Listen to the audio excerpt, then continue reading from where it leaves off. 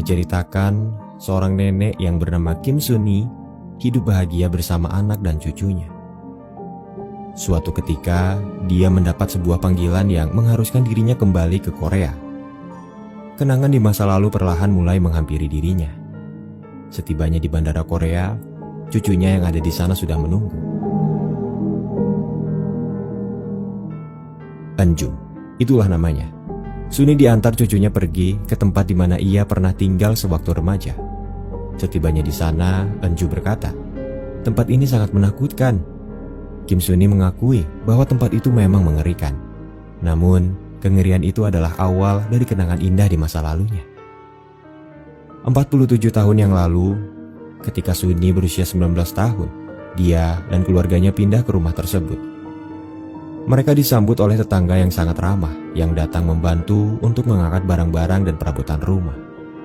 Suatu ketika, seorang pria berkacamata datang dengan lagak yang sombong. Dia adalah Jitai, pria kaya raya yang tinggal di desa tersebut. Alih-alih membantu, dia malah menyombongkan harta milik ayahnya yang tersebar di desa itu. Ibu Suni menghadapinya dengan sabar. Sementara Suni, dia menunjukkan kekesalannya ketika memandang Jitai dengan tatapan sinis. Setelah itu, Ibu Suni mengajak tetangganya untuk makan bersama sebagai tanda terima kasih karena sudah membantu mereka. Saat itu terungkap bahwa ayah Suni telah meninggal dunia 1 tahun yang lalu. Ketika mereka mengobrol, tetangganya bercerita bahwa pemilik rumah sebelumnya meninggal dan konon katanya dia memelihara seekor serigala untuk dijadikan bahan penelitian. Hal itu sempat membuatnya terkejut sebelum akhirnya percakapan beralih kepada Suni yang ternyata mengidap sebuah penyakit paru-paru.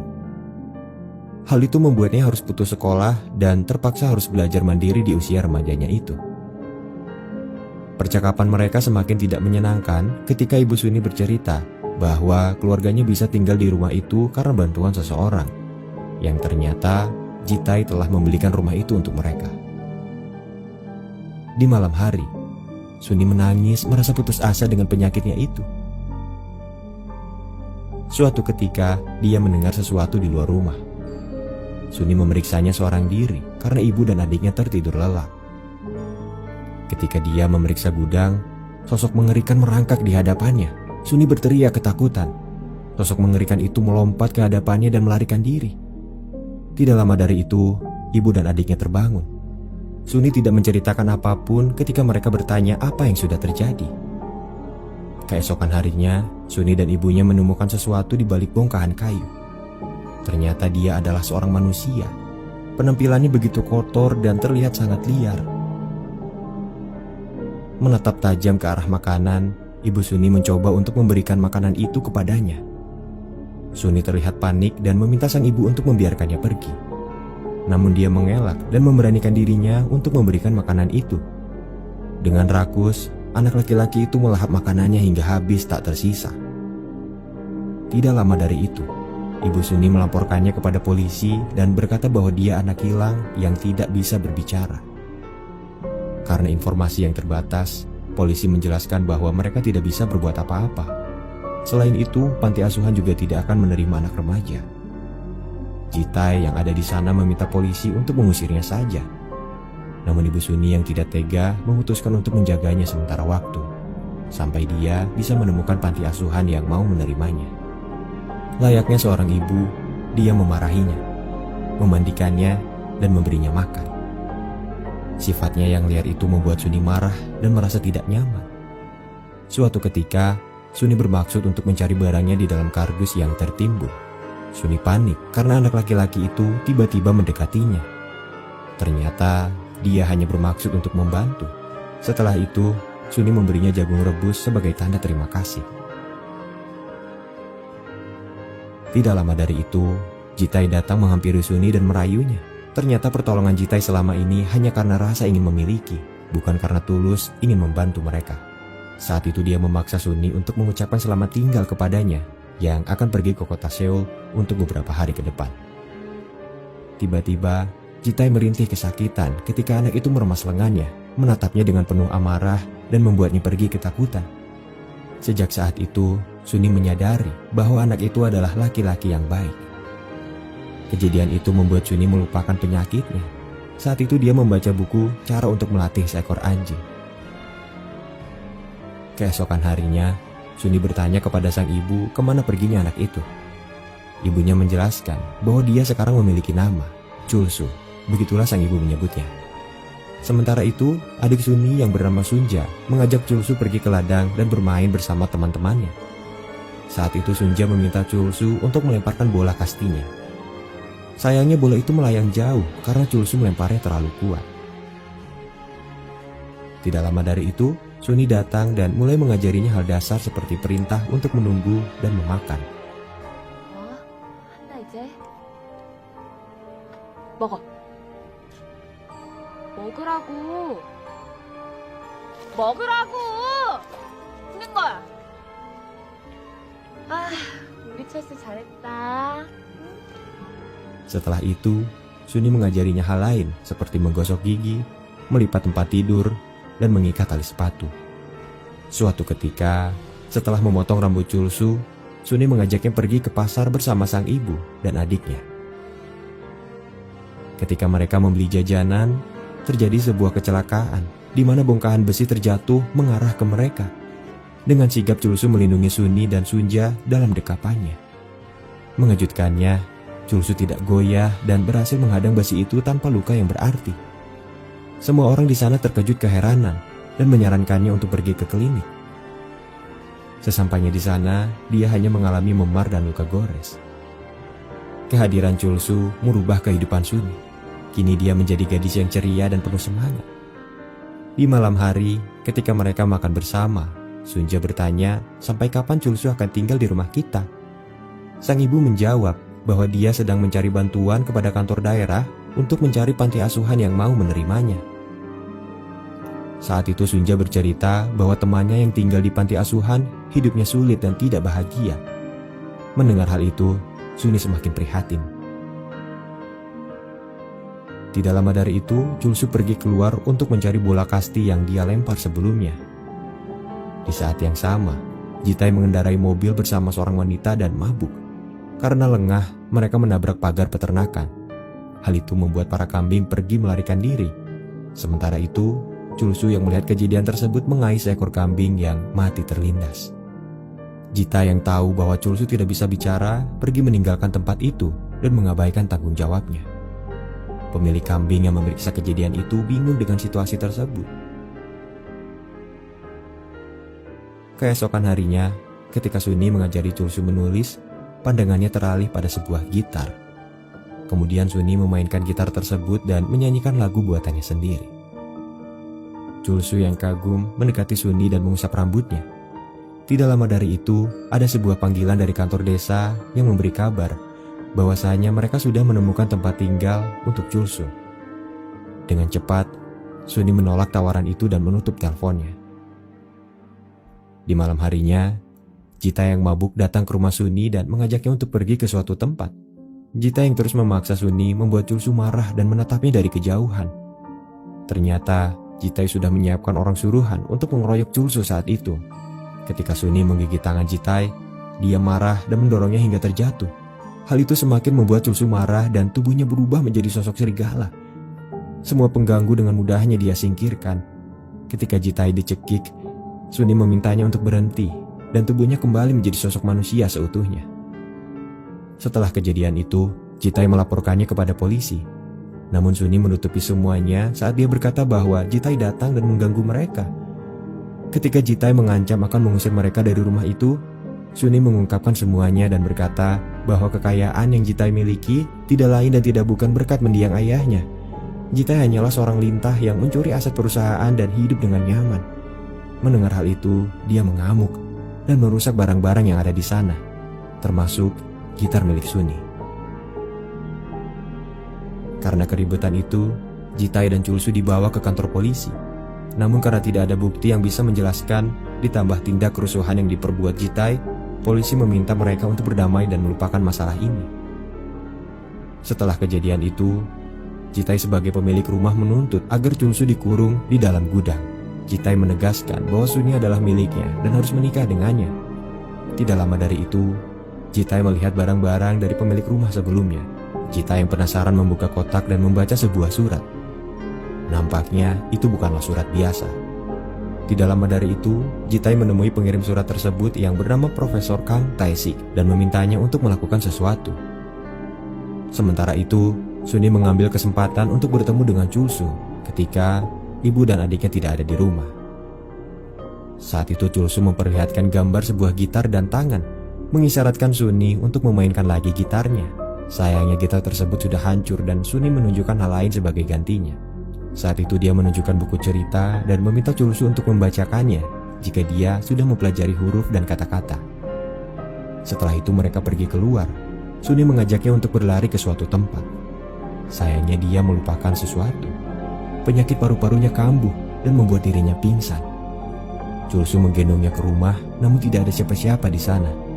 Chulsu yang panik karena tidak bisa menemukan siapapun pergi ke dalam hutan. Setelah dinyatakan menghilang, keluarga, tetangga, dan polisi pergi untuk mencari mereka. Tidak lama dari itu, di tengah hutan, mereka menemukan Chulsu dan Suni yang terbaring belum menyadarkan dirinya. Nampaknya Jitai dan Profesor ikut mencari serta membawa pasukan bersenjata. Mengetahui bahwa Chulsu bukanlah manusia biasa, mereka mengepungnya, menangkapnya, dan mengikatnya di gudang. Setelah itu Profesor menjelaskan semuanya bahwa Chulsu adalah objek penelitian dari pemilik rumah sebelumnya. Sebagai sesama profesor, mereka sering bertukar surat untuk membahas penelitian tersebut. Seorang kolonel yang mengambil alih penelitian itu berkata, "Jika Chulsu melakukan tindakan berbahaya, aku akan membunuhnya." Perkataan mereka membuat Ibu Suni bingung, karena menurutnya Chulsu hanyalah seorang anak biasa. Namun, karena perintah dari atasan, profesor dan kolonel yang ada di sana sepakat untuk melakukan penelitian dan mengamati perilaku Chulsu. Sementara itu, Suni dibawa ke rumah sakit untuk memeriksa kondisinya. Beberapa hari kemudian, tidak ada tanda atau gejala apapun yang menunjukkan bahwa Chulsu berbahaya. Ketika Suni pulang dari rumah sakit, dia datang menemui Chulsu dan memeluknya. Di saat yang sama, profesor dan tentara menyadari bahwa Chulsu hanyalah objek penelitian biasa dan tidak berbahaya. Jitai yang sangat ingin menyingkirkan Chulsu marah dan membuat kebohongan saat berkata bahwa Chulsu telah memakan kambing yang ada di peternakan sebelumnya. Berbekal saksi dari wanita sebelumnya, Jitai memperkuat kebohongannya itu. Ketika Suni menyangkalnya, dia setengah tidak percaya karena menyadari bahwa Chulsu pernah berubah menjadi sosok yang mengerikan. Pak Jong, selaku pemilik peternakan, tidak mengetahui kejadian itu dengan pasti. Namun satu hal yang dia yakini adalah kejadian tersebut tidak seperti penyerangan hewan buas. Mendengar pernyataannya itu, Jitai berteriak dan menyangkalnya. Keadaan semakin memanas dan menegangkan. Pada akhirnya, mereka sepakat untuk memeriksa peternakan esok hari. Di malam yang sama, Pak Jong mendatangi rumah Jitai dan mengungkapkan semuanya. Ternyata dia sudah mengetahui kebohongannya itu. Namun dia memberikan kesempatan agar Jitai membatalkan tuduhannya dan pergi ke Seoul selamanya. Jika tidak, dia akan mengungkapkan semuanya pada polisi. Merasa terancam, Jitai menyerangnya hingga dia pingsan. Sementara itu, Suni mendatangi Chulsu, menatapnya dengan tidak percaya saat dia berkata, "Apa benar kamu yang melakukannya?" Chulsu berusaha meraihnya, namun Suni menghindar dan pergi meninggalkannya. Tidak lama dari itu, Jitai pergi ke rumah Suni dan merusak sumber listriknya.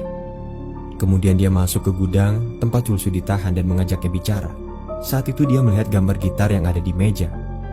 Jitai menipu Chulsu saat dia berkata bahwa gitar itu diambil oleh pemilik peternakan. Jitai juga menjelaskan jika Chulsu bisa mendapatkan gitar itu, Suni akan menyukainya. Nampaknya Chulsu bisa memahami perkataannya dan termakan oleh hasutannya itu. Setelah listrik kembali menyala, semua orang yang ada di rumah kaget ketika mengetahui bahwa Chulsu telah melarikan diri.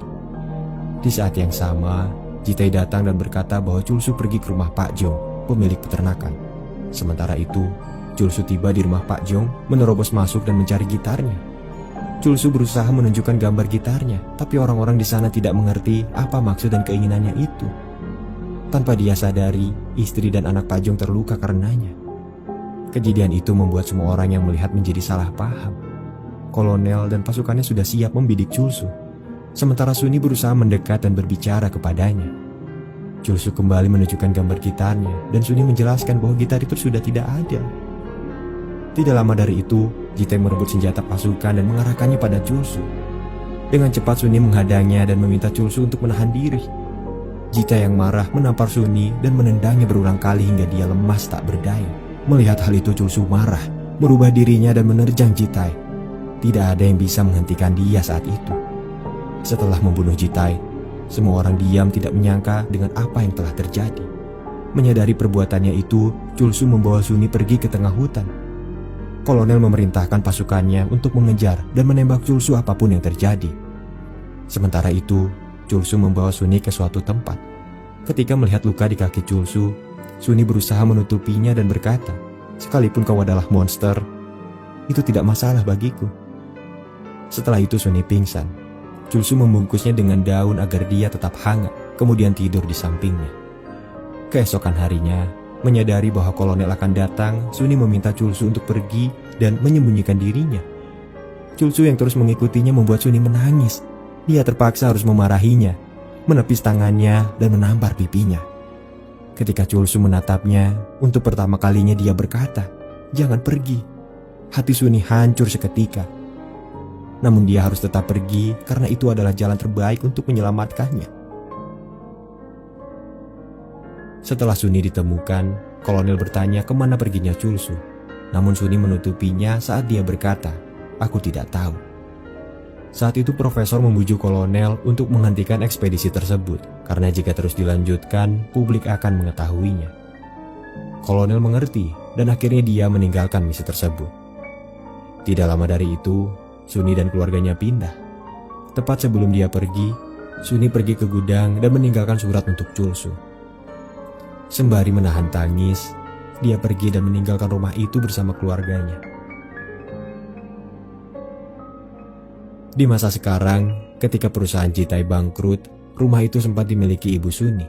Dan setelah dia meninggal, rumah tersebut diwariskan kepadanya.